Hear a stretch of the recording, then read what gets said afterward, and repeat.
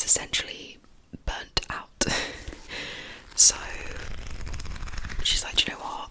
I need to take some time out. I need to get away from work. So she takes some time off, and she goes to a resort in Devon that she used to go to for years, like years ago with her family. So it's like a really nostalgic like place that they always used to go to. So she has like really lovely memories there, and it's kind of like her happy place that she goes to. So she's like, I'm gonna go there and like clear my head, sort myself out.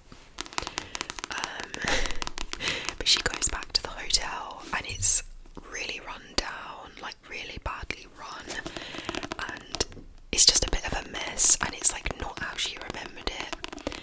And I think the time of year that she goes, it's on a beach and it's really bad weather, and it's just like not what she thought it would be, basically. And she meets this really grumpy guy, and they end up connecting and then build a romance, but not a lot really happens in this, and I can't lie, I was bored. So it just, yeah, this did not do a lot for me. I would probably rate it like 2.5 stars or something, I don't know. But yeah, I think maybe I won't write off all her books. Maybe this just wasn't a very good one of hers, but I don't know if in my head maybe I'm just a bit over her books now, because I used to read them when I was younger. I don't know. Okay. Next we have The Housemaid is Watching by Frida McFadden.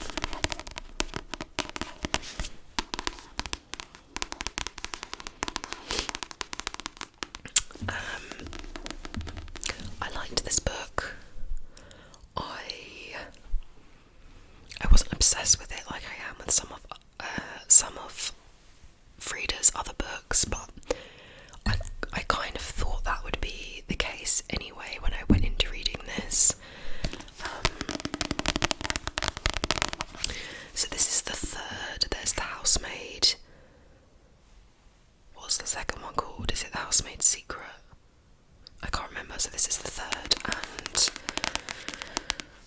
I personally didn't feel like this added anything, and I don't think that this book was necessary. Regardless, I liked it because I am a Frida McFadden lover. So I like her style of reading, her style of writing, sorry. But I didn't feel like this book was needed. I think they should have stopped at the second one.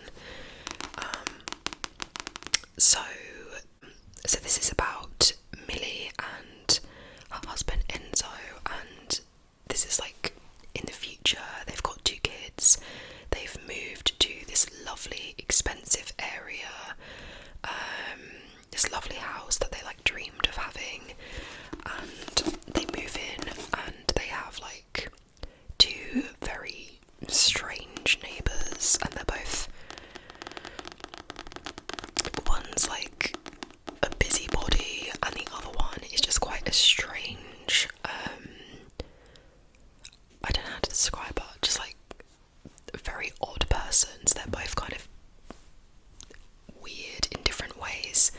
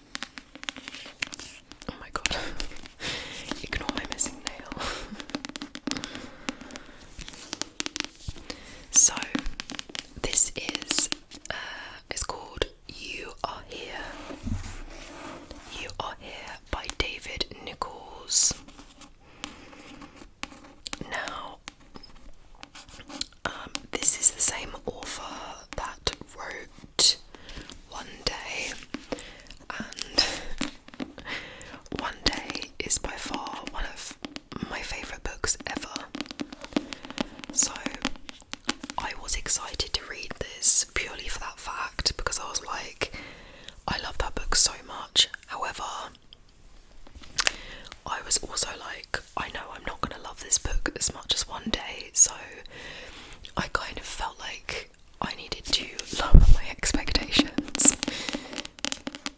And yeah, this does not compare to One Day, but I knew it wouldn't, you know. Sorry, my hair is like sticking up everywhere. I don't. What are you doing? Just ignore that. I'm gonna read the blurb for you because it's quite short. So it says, Marnie is stuck working alone in her London flat, stuck battling the long afternoons and a life that often feels like it's passing her by. Michael is coming undone, reeling from his wife's departure, increasingly reclusive, taking himself on long solitary walks across the moors and fells, when a persistent mutual friend and some very English weather conspire to bring them together. Marnie and Michael suddenly find themselves alone on the most epic of walks and on the precipice of a new friendship. So, yeah, basically a mutual friend tries to get Marnie and Michael. I don't think she does it with the sole intention of them to get together, but they're basically very similar. They're very unsociable. They like time to themselves. They don't really ever go out and that sort of thing. And a mutual friend, I can't remember her name, but the mutual friend is like, right, you need to get out. You need to socialise more and, you know, leave your flat and, you know, see people and that sort of thing. And so they go on this absolutely mammoth walk. I can't remember where in England it's set. Is it Wales? I can't remember. No. Basically they go on this huge hike across the country, and then they get to know each other, and, you know, things might blossom, they might not. This book was fine. It's a very, very British book, I would say. The banter in it is very dry, like very British humour. I did find it quite slow, and at times I was kind of hoping that it would pick up a little bit, but I just don't think it's that type of book. So this was fine. Again, I don't know, I'd probably give it like a 3, maybe 2.5. I just wasn't that, like, I wasn't that overly impressed with it, sort of thing. I liked the fact that I felt like the characters were very realistic, and I felt like the characters were very relatable, so I liked that.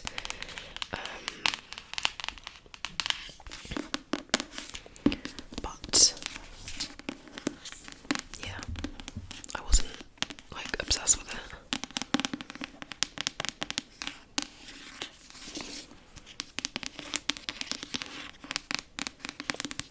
So yeah, that is that book. Okay guys, it finally happened. I finally read my first fantasy book. Unless you've been living under a rock, I am sure you've heard of this book. This is A Court of Thorns and Roses by Sarah J. Maas.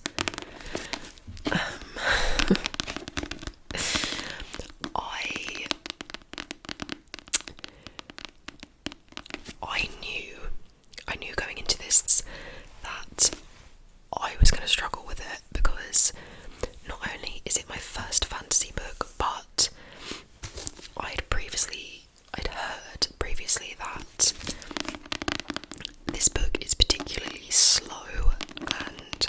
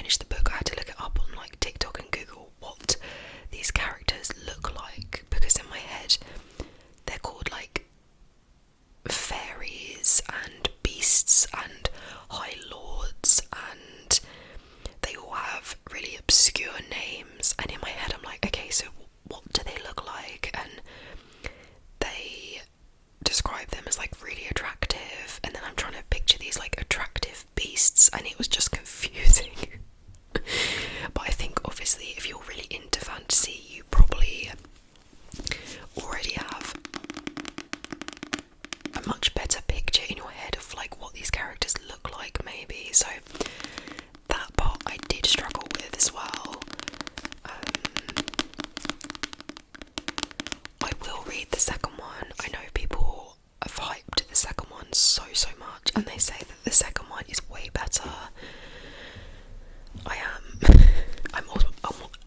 I'm almost nervous going in with the second one, knowing that people are obsessed with it as well, though, because if I then don't like it, I'm gonna be really let down. I don't know. I'm not sold. I'm not sold on the fantasy, but maybe I should have read Fourth Wing instead. I don't know. I give it like a 3-star. But yeah, I will read the second book. But then I've also heard people say, like, there's other, I can't remember how many of there are in this series, is it like 5 or 6, but, and then people say, oh, but this one's really slow, and then this one's really slow, but then this one's really good, and I'm like, should they not just all be good? Like, I don't like that. I want to be gripped. I want to love them all. I don't want to go in knowing that it's really slow and not that good. I don't know, maybe I'm just like super impatient, but like I've watched TikToks and they're like, oh yeah, like this one isn't good, this one's amazing, this one isn't good, and I'm like, I want to like them all, not just like 2 out of 5, you know? So, I don't know. I'm not sold yet, but I'm not giving up on the fantasy, okay? Don't hate me if you're a fantasy lover. Actually, if you are a fantasy lover, give me some recommendations. Thank you. We have this thick beauty. So this is the 3rd book in the Magnolia Parks series, and this is the cover. Isn't it so pretty? I'm obsessed with the covers.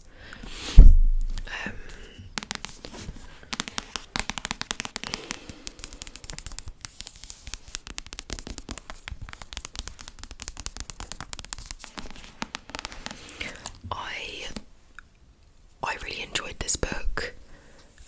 I would say just as much as the other 2. I will say, I feel like it could have been a bit shorter. I felt like a lot of it was quite repetitive. I can't say too much about what happens in it because obviously it's the 3rd in a series and I don't want to give any spoilers, but yeah, you can see it's quite thick. I feel like this could have been maybe 100 pages shorter.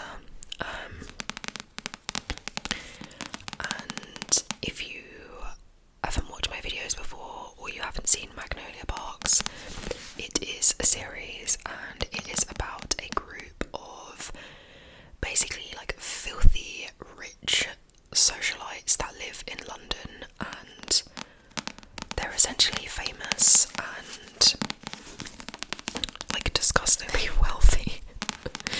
And they have loads of drama that goes on like within their friendship group, and a lot of like toxic relationships, toxic friendships, and this is the main focus on Magnolia and BJ and their on-off relationship.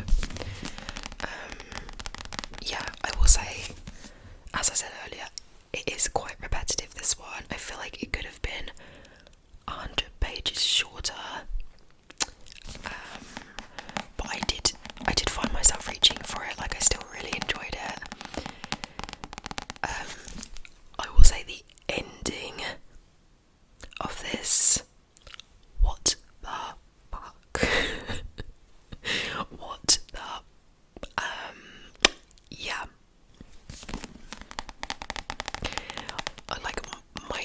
I think my jaw dropped at the ending to this. I was just like, what? Yeah, so, and obviously, so now I'm like desperate to read the rest because I want to know what's happened, you know?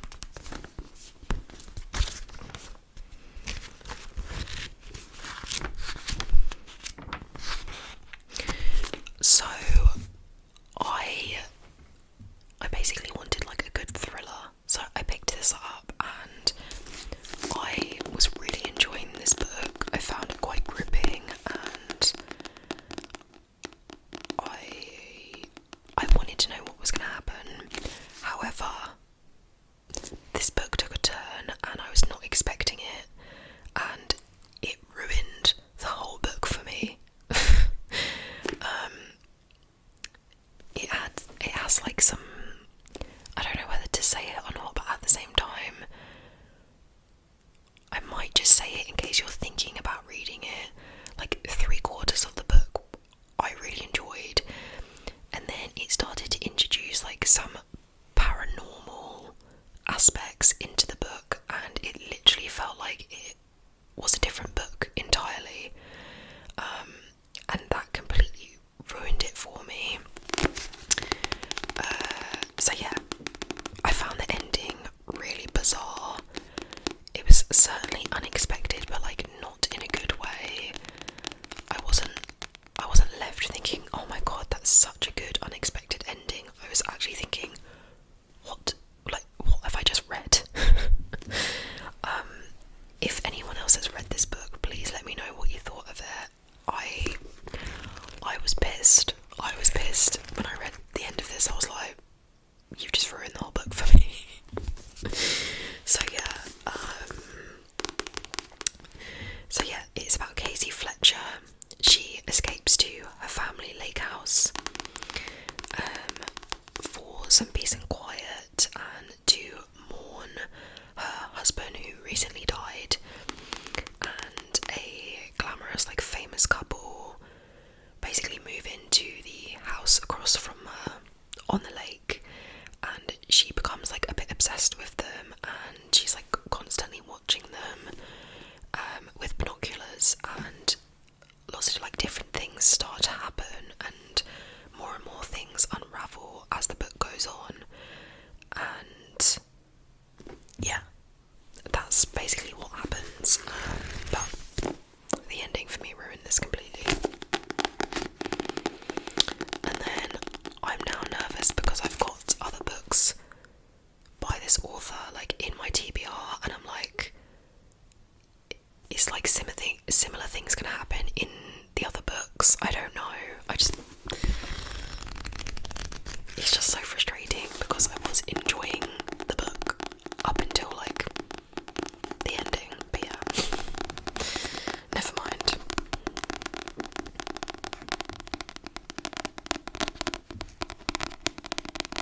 So yeah, I would say if you don't want to be disappointed by the ending, don't read this book.